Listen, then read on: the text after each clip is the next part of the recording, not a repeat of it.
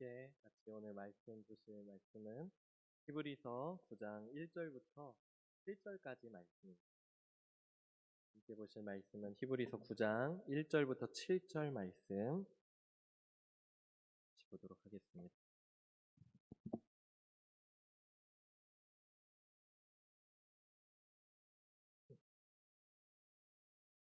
1절부터 7절 교독하실 때 1절 제가 먼저 읽겠습니다. 첫 언약에도 섬기는 예법과 세상에 속한 성소가 있더라.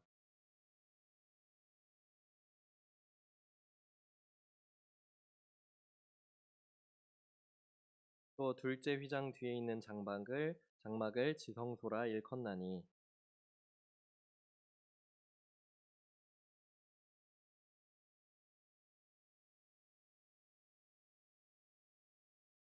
그 위에 속죄소를 덮는 영광의 그룹들이 있으니 이것들에 관하여는 이제 낱낱이 말할 수 없노라.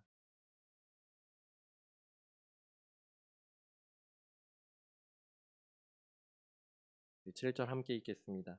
오직 둘째 장막은 대제사장이 홀로 1년에 한 번 들어가되 자기와 백성의 허물을 위하여 드리는 피 없이는 아니하나니. 아멘. 히브리서는 세상의 핍박과 박해로 인해 고난과 어려움으로 예수 그리스도를 향한 그런 믿음을 떠났었던 그런 그리스도인들이 너무 많았었던 그런 때에 교회를 향해 그럼에도 불구하고 우리가 예수 그리스도를 향한 믿음을 지켜야 함을 가르쳐준 성경입니다. 특히 히브리 유대인들이 그들의 고향과 같았던 유대교로 돌아갔기 때문에 유대교의 상징적인 것들과 많이 비교해서 이렇게 써내려간 것들을 볼 수가 있습니다. 지난 7장에서는 아론의 반차를 따른 대제사장과 그리고 멜기세덱의 반차를 따른 영원한 대제사장 되신 예수 그리스도를 비교했고요. 또 8장에서는 아론의 반차를 따른 대제사장을 그렇게 세웠었던 옛 언약 율법과 그리고 예수 그리스도를 대제사장으로 세운 새 언약을 비교했습니다. 8장을 조금 복습을 해야 될 것 같습니다. 지난 새벽 예배 때 말씀을 나누다 보니까 잠깐 짧게 좀 복습을 해보자면은 먼저 하나님께서 새 언약을 맺으신 이유를 말씀하셨다는 것인데요. 그것은 옛 언약이 흠을 가지고 있었기 때문이라고 말씀하고 있습니다. 그 흠이라는 것은 이스라엘 백성들이 그 언약 안에 거하고 있지 않고 그 안에 있지 않아서 하나님께서 그들을 돌볼래야 돌볼 수가 없는 돌보시지 결국엔 그들을 돌보시지 않으셨다는 것이 그 이유였다는 것입니다. 그래서 하나님께서는 새 언약을 맺으셨다고 예레미야 선지자를 통하여서 말씀하셨죠. 그 새 언약에는 큰 특징 4가지가 있는데 첫 번째는 내면성입니다. 내면성. 옛 언약은 돌판에 새겨졌죠. 돌판 위에 새겨졌는데 새 언약은 히브리서 8장 10절 후반절 말씀처럼 내 법을 그들의 생각에 두고 그들의 마음에 이것을 기록하리라. 이 말씀처럼 우리의 마음과 생각에 두고 기록하신다고 했습니다. 또한 새 언약의 두 번째 특징은요, 신분의 변화에 있다는 것입니다. 옛 언약, 율법은 행위가 강조된 언약이었다면은 새 언약은 히브리서 8장 10절 후반절 말씀 보면은 나는 그들에게 하나님이 되고 그들은 내게 백성이 되리라 말씀처럼 새 언약 안에서 예수 그리스도를 믿은 우리는 이제 하나님의 백성이요 그리고 또 하나님의 자녀 되는 권세를 받은 자들이 되었다는 사실입니다. 우리가 아이를 혹시 낳게 되면은 이 아이가 아무리 못나고 나쁜 짓을 한다고 해도 그 아이가 나의 아이인 것처럼 나의 아들이고 딸인 것처럼 이제는 우리가 하나님의 아들이 되는 권세, 딸이 되는 권세 그것들을 받고 이제는 신분이 완전히 바뀌게 되는 것을 경험하게 된 것이 바로 새 언약의 특징이라는 것입니다. 또 세 번째 특징은 하나님의 지식에 대한 충만함입니다. 이것은 이사야 선지자도 말씀했죠. 이사야 11장 9절 후반절 말씀을 보면 이는 물이 바다를 덮음같이 여호와를 아는 지식이 세상에 충만할 것임이니라. 이 말씀을 예레미야에서 이제 히브리서 8장 11절에서 이렇게 이야기를 했죠. 또 각각 자기 나라 사람과 각각 자기 형제를 가르쳐 이르기를 주를 알라 하지 아니할 것은 그들이 작은 자로부터 큰 자까지 다 나를 알미라. 하나님은 영이시기 때문에 눈에 보이시지 않으셨죠. 그리고 또 특정한 사람들, 오직 선택받은 자들을 통해서만 하나님께서 말씀을 하셨고, 또 그 말씀을 그냥 들은 것을 통하여서 백성들에게 전달되었기 때문에 하나님을 잘 알 수 없었지만, 이제는 새 언약 안에서 하나님의 아들이신 예수 그리스도께서 이 땅에 오심으로 말미암아서 이제는 남녀노소 빈부격차, 그렇게 빈부귀천 빈부귀천을 막론하고 모든 사람들이 이제 하나님을 보고, 그분을 통하여서 하나님을 보고 알 수 있게 되었다는 사실입니다. 그래서 이제 새 언약의 특징, 그것은 하나님의 지식이 이제 충만하여졌다는 것입니다. 마지막으로 네 번째 특징은 완전한 은혜와 용서입니다. 옛 언약에서의 그 죄사함은요, 반복적인 희생 제사를 통해서 이루어졌습니다. 매일 또는 1년에 한 번 그렇게 매번 짐승을 잡아서 속죄의 제사를 그렇게 드림으로써 일시적인 사함을 얻었었다면, 히브리서 8장 12절의 말씀처럼 내가 그들의 불의를 긍휼히 여기고 그들의 죄를 다시 기억하지 아니하리라 하셨느니라.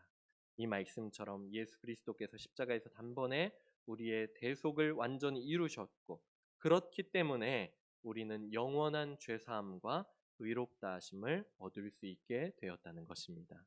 이것이 새 언약의 네 가지 특징인데요. 하나님께서는 이렇게 새 언약을 우리와 맺으시기 위해서 새 언약의 대제사장 되신 예수 그리스도를 이 땅 가운데 우리에게 보내주셨습니다. 하지만 예수님은 이 땅에 계시면서는 대제사장이 아니셨죠. 왜냐하면 예수님께서는 레위 지파 사람도 아니었었고, 그때 당시 예수님이 이 땅에 오셨을 때에는 아직은 그 율법에 아직 아래에 있는, 옛 언약 아래에 있는 그런 시대였기 때문에 예수님이 대제사장으로 있지 않으셨죠. 섬기시지 않으셨습니다. 성전에서 섬기시지 않으셨습니다. 왜냐하면 말씀을 보니까 예수 그리스도는 하늘의 장막에서 섬기시는 대제사장이시기 때문이라고 말씀하고 있는데요. 우리 히브리서 8장 1, 2절 말씀인데 우리 함께 같이 읽어보겠습니다. 히브리서 8장 1, 2절 시작. 지금 우리가 하는 말의 요점은 이러한 대제사장이 우리에게 있다는 것이라. 그는 하늘에서 지극히 크신 이의 보좌 우편에 앉으셨으니 성소와 참 장막에서 섬기는 이시라. 이 장막은 주께서 세우신 것이요 사람이 세운 것이 아니니라. 예수님께서는 대제사장 되시는데 사람의 손으로 지어진 그런 성전에서 섬기시는 것이 아니라 주께서 지으신, 하나님께서 지으신 그런 하늘의 장막을 섬기시는 대제사장이시라는 것입니다. 그렇다면 대제사장들은 예물도 드려야 되고, 원래대로 그들의 역할대로 하자면은 예물을 드리고 제사를 드려야 되겠죠. 속죄 제사를 드려야 되는데 예수님께서는 어떻게 그렇게 제사를 드리셨을까요? 히브리서 8장 3절 말씀 보니까 대제사장마다 예물과 제사 드림을 위하여 세운 자니 그러므로 그도 예수 그리스도도 무엇인가 드릴 것이 있어야 할지니라. 우리 예수님께서도 새 언약 아래서 어떻게 더 나은 제사를 드리셨는지 9장의 말씀에서 이제 그것이 나오는 것을 우리가 볼 수가 있을 것입니다. 먼저 이제 1절부터 함께 좀 말씀을 보면은요. 옛 언약에 나온 성막 또는 성전과 제사에 대한 간단한 요약이 앞으로 있을 것에 대해서 우리에게 예고해서 말씀해 주고 있습니다. 1절 보니까 첫 언약에도 섬기는 예법, 성전에서 성소에서 섬기는 예법과 그리고 또 세상에 속한 성소가 있더라. 제사 드리는 법과 그리고 성소, 그리고 그 안에서 그 안을 채우고 있는 성물들, 그런 것들이 어떠한 것이 있는지에 대해서 앞으로 얘기를 하겠다는 것입니다. 그래서 이제 2절부터 7절까지 그 부분이 나오는데 나중에 혹시라도 뭐 성전 부분에 대한 뭐 아니면 성막에 대한 그런 뭐 성경 퀴즈 같은 것이 혹시 있다면은 이 말씀을 통해서 조금 빠르게 벼락치기 공부를 해볼 수도 있을 것 같아요. 뭐 구약 성경으로 보자면은 뭐 5, 6장 정도에 해당하는 긴 장의 말씀인데 그것을 짧게 요약되어져 있으니까요. 우리가 같이 2절부터 보면서 우리가 함께 같이 말씀을 보도록 하겠습니다. 2절을 보면은 예비한 첫 장막이 있다고 합니다. 이것은 우리가 성막에서 성소에 해당함을 우리가 잘 알 수 있죠.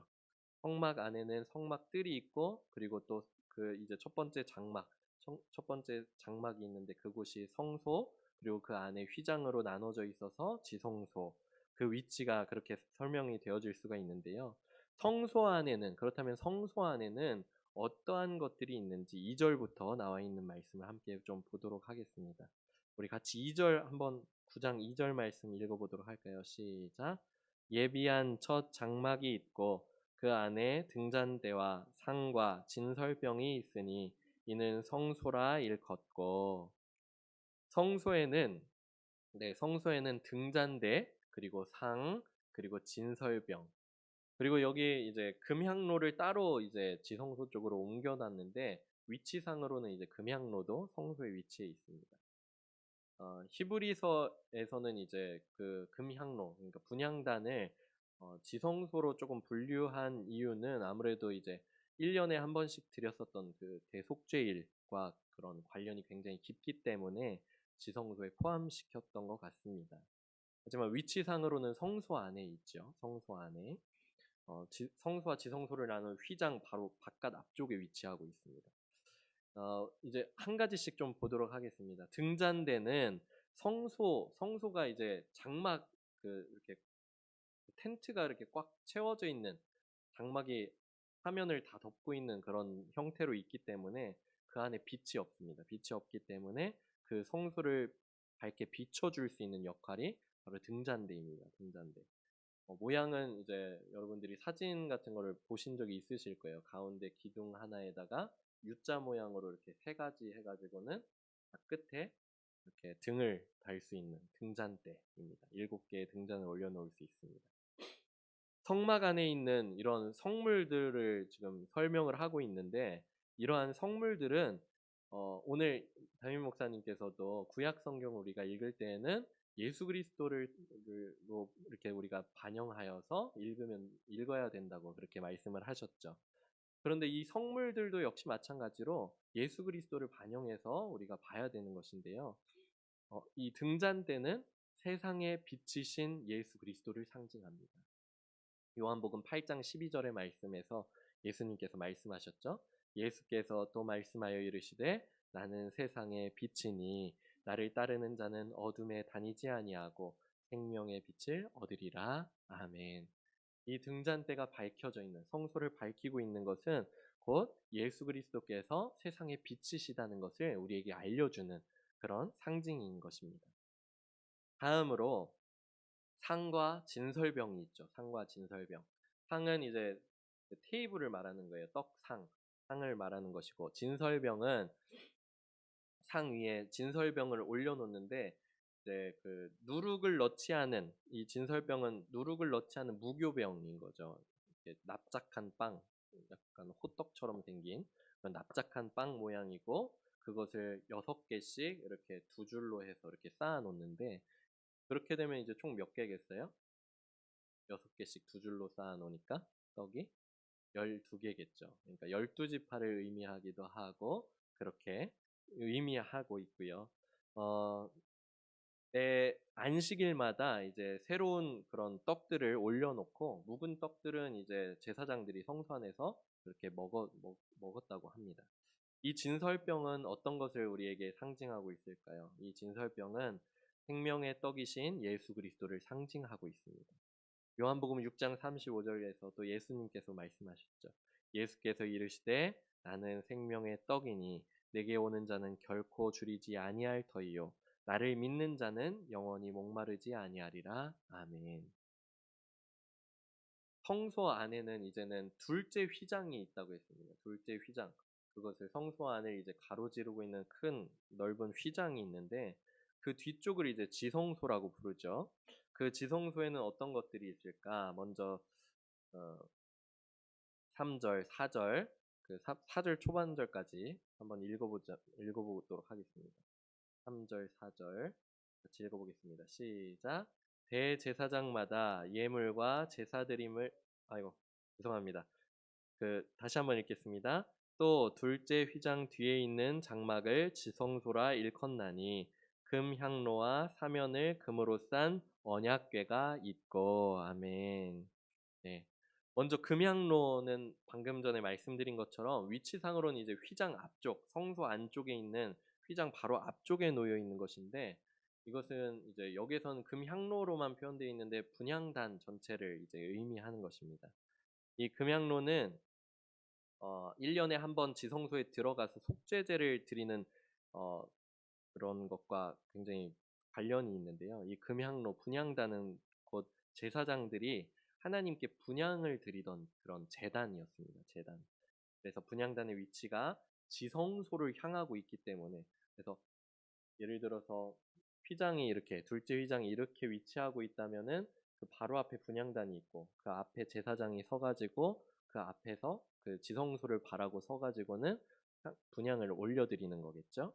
그런 위치적인 특징 때문에 지성소를 향하는 휘장 앞에 있었기 때문에 뭐 레위기 4장 7절 그리고 열왕기상 9장 25절에서는 여호와 앞이라고 그렇게 표현하기도 했습니다. 뭐 레위기 말씀 같이 볼까요?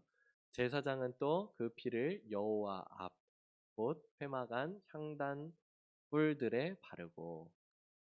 또 열왕기상 솔로몬이 여호와를 위하여 쌓은 제단 위에 해마다 3번씩 번제와 감사의 제물을 드리고 또 여호와 앞에 있는 제단에 분향하니라. 이에 성전 짓는 일을 마치니라. 그래서 위치의 그런 모습들 그리고 지성소를 향하고 있는 그런 모습들 때문에 여호와 앞이라고 그렇게 표현을 하고 있는데요. 이 금향로, 분향단이 의미하는 것은 상징하는 것은 예수 그리스도의 중보 사역을 의미합니다. 그, 그 분향 드리는 것은 이제 성도의 기도로도 볼 수가 있고, 그리고 또 하나 예수님으로 보자면은 예수님께서는 지금 우리를 위하여서 중보하시면서 간구하고 계시는 줄 믿습니다. 그 말씀 로마서 8장 34절에 우리에게 잘 나와 있죠. 우리 같이 한번 읽어보겠습니다. 시작. 누가 정죄하리요? 죽으실 뿐 아니라 다시 살아나신 이는 그리스도 예수시니 그는 하나님 우편에 계신 자요 우리를 위하여 간구하시는 자시니라. 아멘. 다음으로 이제 지성소 안에는 언약궤가 있죠. 언약궤. 언약궤 안에는 어떤 것들이 있을까요? 4장 후반절 말씀 우리 같이 한번 읽어보겠습니다. 4절 후반절 시작. 그 안에 만나를 담은 금 항아리와 아론의 쌍난 지팡이와 언약의 돌판들이 있고. 언약궤 안에는 먼저 만나를 담은 그런 금 항아리가 들어 있습니다. 만나라고 하는 것은 이제 출애굽 과정에서 먹을 것이 이제 다 떨어지게 되었을 때, 그들이 출애굽하면서 쌓아왔었던 음식들이 있었는데 그것들이 다 먹고 이제 다 떨어지게 되었을 때 하나님께서 이스라엘 백성들에게 허락하신 양식이었죠.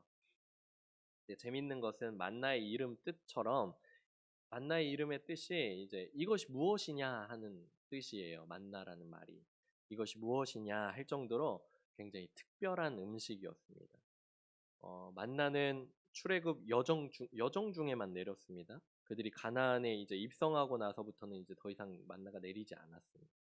또 이것은 이제 밤 이슬처럼 이렇게 내리게 되는데 이슬 위에 맺히는 것처럼 이렇게 내리게 되었는데 이스라엘 백성들이 아침에 일어나서 그것을 채집해서 그리고 이렇게 먹게 되는데 딱 하루치만 그렇게 채집해서 먹어야지 그들이 혹시 욕심내서 더 채집할 수도 있을 거 아니에요. 그러면은 이제 남은 것들이 생기게 되면은 다음 날이 되면 그것이 남았던 것들이 냄새가 고약하게 나고 그리고 또 벌레도 막 생기게 되는 그래서 어쩔 수 없이 버릴 수밖에 없게 되는 그런 신비로운 그런 음식이었습니다.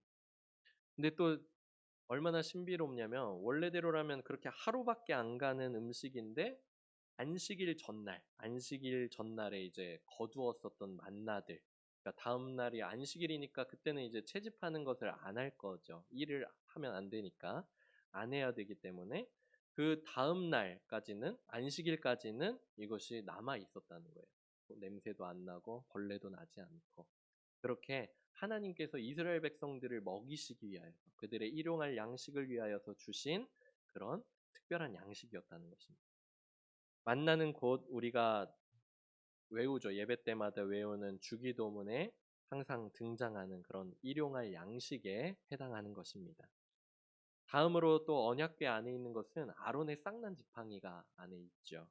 이 지팡이는 하나님의 이적과 그리고 또 하나님의 권위를 나타내기도 합니다. 아론과 모세가 이제 이스라엘 백성들을 출애굽시키기 위하여 바로 앞에 나아갔을 때 바로가 모세와 아론에게 구하였었던 것은 그들에게 이적을 보이라는 것을 이렇게 명령을 합니다. 너희들이 그러면 이적을 한번 나타내 보아라. 너희들의 여호와 하나님 그 너희들의 신이 구원해야겠다고 했으니까 그렇다면 이적을 보여라라고 명령하니까 그때 아론이 지팡이를 집어 던지게 되는데 그 지팡이가 뱀으로 변하게 되죠. 이런 아론의 지팡이는 그런 하나님의 이적을 나타내기도 하고요. 또 출애굽 과정에서 이제 민수기 16장에 보면은 고라, 다단, 그리고 아비람, 온 이들이 하나님 앞에 반역을 일으키게 됩니다. 그래서 그들은 하나님의 심판을 결국엔 받게 되고 땅바닥이 갈라져서 그들과 함께 했었던 사람들 그리고 그들의 가족들까지 전부 다 땅에 덮여서 죽게 되는 일이 일어나게 되었습니다. 그리고 그 일 후에 민수기 17장에서 하나님께서 모세를 통하여서 12지파의 그런 지도자들, 12지파의 그런 지휘관들을 한 명씩 다 불러 세우게 합니다. 그래서 지휘관들이 가지고 다니는 이 지팡이를 하나씩 내라고 하는데 지팡이들마다 이제 각자의 이름을 이제 적어서 내라고 하죠. 근데 이제 레위 지파에서는 아론이 이제 지팡이를 내게 되는데 이 지팡이를 지성소 안에 언약궤 앞에다가 이제 놓고서는 하룻밤이 지나고 나면은 하나님께서 예언해서 말씀해 주신 거예요. 지팡이에 싹이 난 것이 바로 싹이 날 것이라고 하나님께서 택하신 자의 지팡이에서만 그렇게 싹이 날 것이라고 지팡이에 싹이 날 것이라고 그렇게 말씀을 하셨습니다. 다음 날 이제 모세가 지성소에 들어가서 지팡이 12개의 지팡이들이 이렇게 놓여져 있는 것을 보고는 이제 가지고 나왔겠죠. 근데 아론의 지팡이가 어떻게 되었을까요? 너무나도 놀랍게 변화되었습니다. 민수기 17장 8절 말씀 어떻게 변했는지 우리 함께 같이 읽어보겠습니다. 시작. 이튿날 모세가 증거의 장막에 들어가 본즉 레위 집을 위하여 낸 아론의 지팡이에 움이 돋고 순이 나고 꽃이 피어서 살구 열매가 열렸더라. 아멘. 하나님께서 분명히 싹이 날 것이라고 표시로서 싹이 날 것이라고 했는데 이것이 꽃이 피더니 그리고 꽃이 핀 것도 불구하고 꽃이 핀 것도 그렇고 심지어는 살구 열매가 열리기까지 한 그런 기적과 그리고 또 하나님과 하나님이 세우신 자에 대한 이런 반역의 표징들을 세우시면서 하나님의 권위 그리고 세운 자에 대한 권위를 그렇게 확실히 하셨다는 것입니다. 마지막으로 언약궤 안에는 어떤 것이 있습니까? 언약의 돌판들이 있었죠. 이 돌판들은 우리가 잘 알다시피 하나님께서 모세를 통해서 주신 언약이 적힌 그런 돌판들입니다. 근데 이게 첫 번째 하나님께서 주신 것은 아니었죠. 첫 번째 돌판들은 이제 시내산에서 그것을 받아다가 모세가 내려오던 중에 이스라엘 백성들이 아론을 중심으로 해가지고 금송아지를 막 만들고 우상을 섬기고 그렇게 있는 모습들을 보니까 그렇게 크게 노하여가지고 산 이렇게 내려오다가 산 아래로 해가지고는 불판을 집어 던지게 되죠. 그래서 전부 다 깨트려 버리게 되었습니다. 이후에 하나님께서 다시 한번 산으로 모세를 부르시고 나서 두 번째 돌판을 다시 만들어 주셨고 이번에는 다행히 내려올 때 그들이 금송아지를 만들고 있지 않았기 때문에 그것을 나중에 언약궤에 보관하게 되었습니다. 이 돌판들에 적힌 글들은 사람이 돌을 깎아서 새긴 것이 아니라 하나님께서 직접 새겨주신 하나님의 말씀들이었습니다. 그래서 하나님의 언약의 말씀 곧 십계명을 그 판들에 기록해 주셨는데 그 돌판이 바로 언약궤 안에 들어 있는 것입니다. 따라서 이 언약궤 안에 있는 만나 그리고 쌍난 지팡이 그리고 이 돌판이 나타내는 하나님의 그 이스라엘 백성을 어떻게 인도하셨는지 어떻게 보호하셨는지 또 어떻게 사랑하시는지 또 그들을 어떻게 이끌시는지를 나타내주고 있는 것입니다. 만나는 하나님이 그들에게 그들을 굶기지 않으시겠다는 약속을 보여주시고 있는 것이고, 또 지팡이는 하나님의 이적과 그리고 하나님의 권위를 나타내주고 있고, 또 돌파는 하나님의 말씀에 해당되는 것들이기 때문에 이 언약궤는 곧 하나님의 임재로 그렇게 이스라엘 백성들이 쉽게 이해할 수 있었습니다. 실제로 이제 하나님이 임재하시는 지성소 안에다가 이 언약궤를 이렇게 있었기 때문에 하나님의 임재에 대한 큰 상징적인 그런 것이 바로 언약궤가 되었는데요. 그러다 보니까 뭐 전쟁과 같은 어떠한 큰 일을 앞두고 있을 때 언약궤를 이렇게 선봉에 두고 있을 때 또 그들이 하나님께서 주신 승리를 맛보기도 했었고, 그런 것들로 인하여서 이 언약궤에는 하나님이 함께 하시는구나, 하나님이 우리와 함께 하시는구나를 그들이 이해할 수 있었습니다. 이제 다음 9장 5절 말씀을 보면은 언약궤를 덮고 있는 속죄소에 대해서 말씀하고 있습니다. 우리 5절 말씀 같이 읽어보겠습니다. 시작.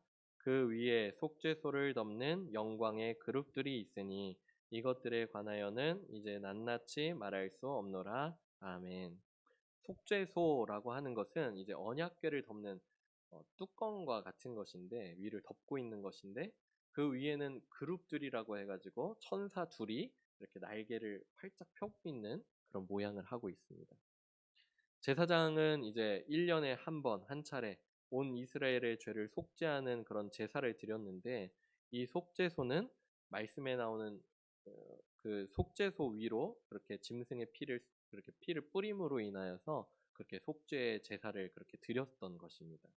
이 속죄는 말씀에 나오는 영광의 그룹들이라고 나와 있는 이 표현처럼 하나님의 영광을 나타내고 또 온 이스라엘을 주님께서 속죄하신 것에 대한 것을 우리에게 나타내 주는 것입니다.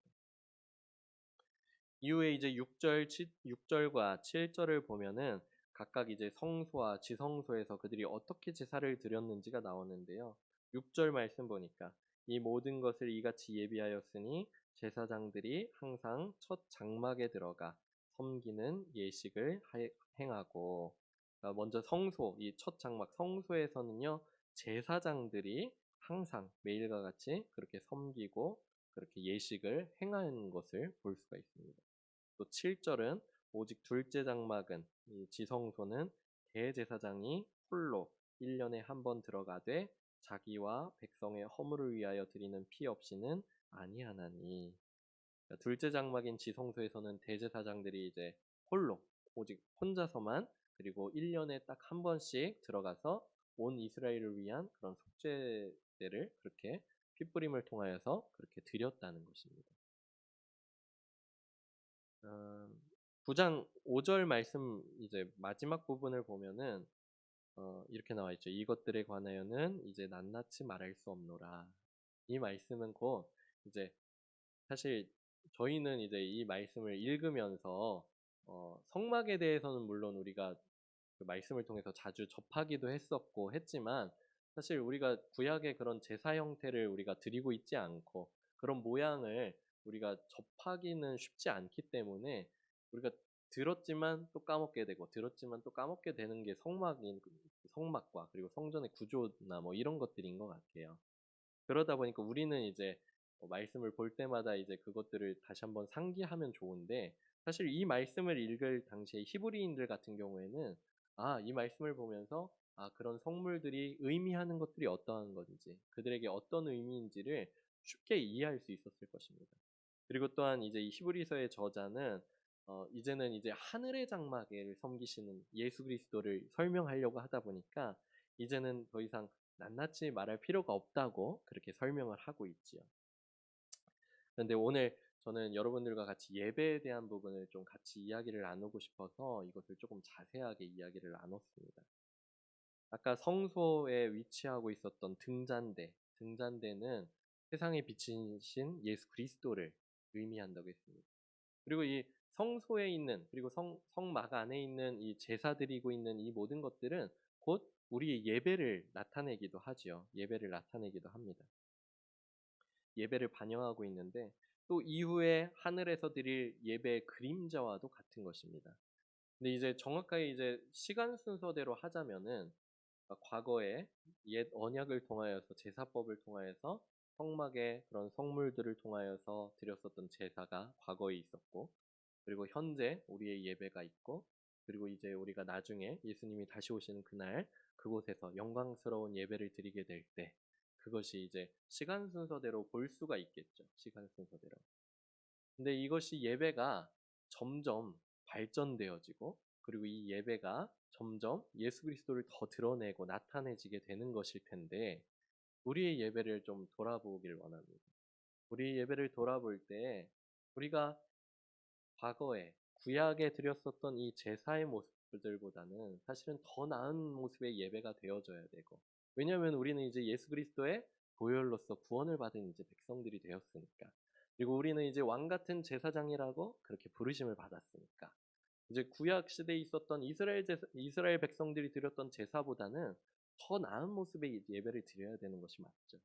그리고 이후에는 이제 하늘나라에 가서, 하나님 나라에 가서 영광스러운 예배를 그렇게 드리게 될 것인데, 우리의 예배가 갈수록 더 예배의 모양이 완전한 예배의 모양으로 더 닮아가는 과정 중에서 더 뒤처져서는 안 될 것이라는 거예요. 구약에 드려졌었던 그런 제사의 모습들보다 더, 더 뒤처지거나 더 후퇴하거나 그렇게 해서는 안 되겠지. 그래서 우리의 예배를 좀 돌아보기를 원합니다. 지금 우리가 드리고 있는 예배에는 등잔대가 나타내는 것이 예수 그리스도는 세상의 빛이라고 하는 것을 상징한다고 했죠. 근데 우리의 예배에는 예수 그리스도만이 세상의 빛이심을 믿는 믿음이 있는지, 예수님이 세상의 빛이심을 믿는 믿음이 우리의 예배 시간 가운데, 그리고 또 삶으로 예배를 드리는 과정 가운데 우리가 우리의 삶 가운데서 예수 그리스도는 우리의 세상의 빛이시구나, 생명의 빛이시구나 하는 그런 확실한 믿음이 예배를 통하여서 드러나고 있는지를 우리가 우리의 마음을 통하여서 좀 되돌아봐야 될 줄 믿습니다. 또 예수님께서는 세상의 빛이셨지만 동시에 우리를 세상의 빛으로 이제는 부르셨단 말이죠. 세상의 빛으로 부르셨는데 그런 부르신 소명이 우리의 예배를 통하여서 드러나고 있는지를 우리가 생각해 봐야 될 것 같아요. 우리의 예배가 이제 앞으로 회복되어질 때, 계속적으로 회복되어지고 발전해 나아갈 때, 더 나아지게 될 때 예수 그리스도를 향한 그런 예수 그리스도만이 세상의 빛이시다 하는 믿는 믿음이 이 예배 가운데 가득하고, 또 우리도 이제 세상의 빛이니 하나님 우리를 이 땅 가운데 보내주소서, 말 아래 두지 않고 등경 아래 두지 않고 저 위에 두어 가지고는 온 세상 사람들이 밝히 비춰볼 수 있는 그런 세상의 빛이 될 수 있도록 우리를 사용하여 주시옵소서 라는 그런 고백이 있는 예배가 되어지기를 원합니다. 우리의 예배에는 진설병이 나타내는 것은 생명의 떡이라고 했어요. 세상에 있다가 결국에는 다 없어질 것으로 인한 잠깐의 만족이 아니라 우리의 예배에는 진설병이 나타내는 예수 그리스도께서 우리에게 영원히 배부를 생명의 떡을 주심, 주님께서 우리의 일용할 양식을 채워주시고, 그리고 영원히 배고프지 않고 줄이지 않고 또 영원히 목마르지 않을 그런 생명의 떡으로 우리에게 오셨는데, 내가 세상의 것들을 구하는 것이 아니라 오직 예수 그리스도만을 구하는, 주님만 있으면 되는, 주님만으로 만족하고 주님 한 분만으로 만족할 수 있는 그런 고백들이 있는 우리의 예배가 되어져야 될 줄 믿습니다. 또한 주님께서 우리에게 그런 것들을 허락해 주셨는데 영원히 배부를 생명의 떡이 되어 주셨고, 또 그분이 그분의 살과 피로써 우리를 영원히 구속해 주셨는데, 그것에 대한 감사가 우리의 예배를 통하여서 그렇게 충만하게 드러나는 우리의 예배가 되어지기를 원합니다. 또 금향로가 나타내는 것은 예수 그리스도께서 우리를 위하여서 간구하고 계시다는 것을 의미하고 있다고 했죠. 이것이 나타내는 것처럼, 금향로가 나타내는 것처럼 우리의 예배에는 예수 그리스도께서 보좌 우편에 앉으셔서 우리를 위하여서 중보하며 간구하고 계심을 믿는 믿음이 있어야 될 줄 믿습니다. 주님께서 우리와 함께 하신다, 그리고 또 그분께서 우리를 위해서 중보하고 계시면서 간구하고 계신다 하는 그런 믿음이 우리의 예배 가운데 드러나기를 원합니다. 또 하나님께서는 향기롭게 받으실 성도의 기도를 그렇게 올바르게 드리는 우리의 예배가 되어지길 원합니다. 금향로를 통하여서 분향단을 통하여서 향기가 그렇게 올라가듯이 하나님께 올라가듯이 우리의 기도가 우리의 예배를 통한 우리의 기도가 우리의 삶의 기도들이 하나님께 아름답게 올려질 그런 성도의 기도가 되어질 수 있기를 위해서 우리가 나가야 될 줄 믿습니다. 또 언약궤 안에 있는 만나가 나타내는 것처럼 하나님께서 우리의 일용할 양식을 베푸실 것에 대한 믿음과 감사가 있어야 될 줄 믿습니다. 어, 일용할 양식이라고 하면은 과거 아주 옛날에 정말로 먹을 게 없었을 때에는 정말 일용할 양식 하루치의 양식이 주어지면은 얼마나 감사하면서 그렇게 살아왔겠어요. 근데 요즘에는 우리가 일용할 양식에 대해서 크게 걱정하는 부분들은 많이 없는 것 같아요. 뭐 집에 그 새벽 예배 끝나고 나서 이제 집 앞에 가다 보면 편의점이 있어요. 편의점에 들어가면은 그냥 편하게 쉽게 뭐 빵이나 우유 같은 것도 쉽게 사 먹을 수 있고 그러다 보니까 감사나 그리고 하나님께서 주신 것에 대한 그런 믿음이나 감사가 그런 것들이 희미해져 가는 것 같은데 우리 예배를 통하여서 주님께 대한 그런 믿음과 감사가 그렇게 회복되어지기를 원합니다. 또 우리의 예배에는 쌍난 지팡이가 나타내는 하나님의 놀라운 이적과 또 그분의 권위를 결단코 배반하지 않을 것에 대한 그런 믿음, 그리고 또한 그분을 향한 경외가 우리의 예배에 회복되어지기를 원합니다. 너무 편하게 예배드리는 것이 아니라 그분은 우리의 주인이시다. 그분은 우리의 왕이시다. 그분은 우리의 아버지시다. 그분 앞에 우리가 너무 편하게 편한 마음으로 물론 이제 우리의 친구 되시는 예수 그리스도가 있기 때문에 예수 그리스도를 생각해서 막 너무 막 편하게 그렇게 할 수 있겠지만 우리가 예배를 드릴 때에는 그분의 권위, 그분의 그런 그리고 또한 그분이 역사하실 그런 이적을 우리가 바라보면서 그렇게 예배를 드려야 될 줄 믿습니다. 또 돌판이 나타내고 있는 하나님의 말씀, 이 하나님의 말씀을 우리가 예배를 통하여서 받을 때에도 그런 하나님의 말씀을 받는 경건함이 우리 예배 가운데 있어야 될 것이고 그 말씀을 반드시 내 마음에 새겨야 되겠노라. 내 생각 가운데 새겨야 되겠노라. 그리고 그것을 삶에서 나타내고자 하는 그런 간절한 사모함과 그런 결단들이 우리 예배를 통하여서 있어야 될 줄 믿습니다. 마지막으로 우리의 예배에는 속죄소가 나타내는 예수 그리스도의 보혈을 통한 죄사함, 죄 보혈을 통한 죄사함, 영원한 속죄에 대한 그런 감격이 예배 가운데 회복되어져야 될 줄 믿습니다. 십자가를 보면서 또 주님을 생각하면서 우리를 위하여서 모든 물과 피를 쏟으신 그 보혈을 통하여서 우리를 구원하여 주신 것을 생각하면서 예배 가운데 감격이 넘쳐나고 또 주님을 향한 감사가 넘쳐나는 우리의 예배가 되어지기를 원합니다. 코로나19로 인해서 가장 큰 타격을 받은 것이 바로 우리의 예배 생활일 것입니다. 이것이 단순히 이제 뭐 예배당에 오고 와서 대면 예배를 드리고 말고를 얘기하는 것이 아니라 그러니까 사정 때문에 우리가 뭐 하나님께 지혜를 우리가 구하면서 여러 가지 대안을 찾아서 예배를 드리고 있죠, 우리가. 그래서 비대면으로 예배를 드리기도 하고 그리고 또 어떤 영상 매체들이나 아니면 뭐 여러 가지 하나님의 지혜를 구하면서 그렇게 예배를 드리고 있어요. 예배를 드리고 있는데 우리의 태도 그리고 우리의 마음이 무너진 것은 사실은 어, 인정을 해야 될 것 같은 부분인 것 같습니다. 예배를 드릴 때 대면 예배를 예를 들자면은 대면 예배를 드릴 것에 대한 간절한 소망들이 있었어요. 초반에는 비대면으로 드리게 될 때는. 근데 이 기간이 점점 길어지다 보니까 비대면으로 드리는 것이 익숙해지는 거예요, 점점. 그런데 비대면으로 드리는 것이 익숙해지더라도 그 시간을 사모하고 그런 마음들을 가지고 그리고 또 그런 태도들을 가지고 하나님께 예배를 드린다면 괜찮은데 이것이 장소가 장소이다 보니까 그리고 또 뭐 그것이 익숙해지다 보니까 점차 마음이 나태해지고 또 잃어버리게 되고 하는 것들이 우리 가운데 있다는 것입니다. 그래서 우리의 예배를 이 시간 우리가 더욱더 돌아봐야 될 줄 믿습니다. 과거에 드렸었던 구약의 제사들, 그것이 완벽하지가 않은 모습이었다고 했음에도 불구하고 그곳에는 예수 그리스도를 나타내는 무궁무진한 그런 요소들이 있었어요. 우리의 예배에는 우리의 태도들, 우리의 마음에는 그것들이 혹시 상실된 것이 있지는 않은지를 돌아보면서 하나님 우리의 예배를 회복시켜 달라고 그렇게 간절히 구하면서 나아가는 우리에게 모습들이 되어지기를 원합니다. 우리가 그것을 기억하면서 우리 같이 찬양하도록 하겠습니다.